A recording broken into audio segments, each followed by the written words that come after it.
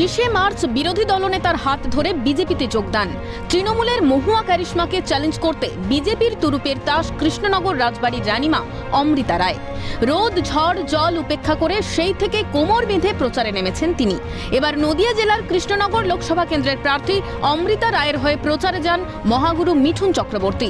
বৃহস্পতিবার Nadia Debagram station road থেকে road শোতে নামেন দুই মহারথী।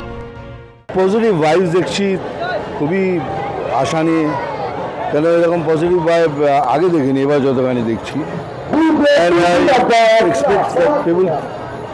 I expect people should come out and vote for রানীমা। সভা থেকে বাদ গেল না মহুয়া প্রসঙ্গ, প্রতিদ্বন্দ্বী মহুয়াকেও বিঁধলেন মিঠুন।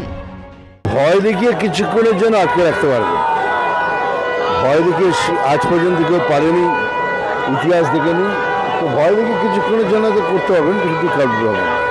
কিছুদিন আগেই তাকে লক্ষ্য করেই গদ্দার মন্তব্য করেন মুখ্যমন্ত্রী। মুখ্যমন্ত্রীর মন্তব্যেও পাল্টা তোপ দাগালেন তিনি। ওনার সম্বন্ধে আমি পার্সোনালি কিছু বলবো না, তবে চিফ মিনিস্টার হিসেবে খুবই অশ্লীল কথা, যেটা আমাদের পক্ষে খুবই এম্বারেসিং, খুবই লজ্জা। মহুয়া রানীমার আসনের লড়াইয়ে এবার কৃষ্ণনগর যায় কার হাতে, সেদিকেই নজর। তন্ময় ভট্টাচার্যের রিপোর্ট, ক্যালকাটা নিউজ।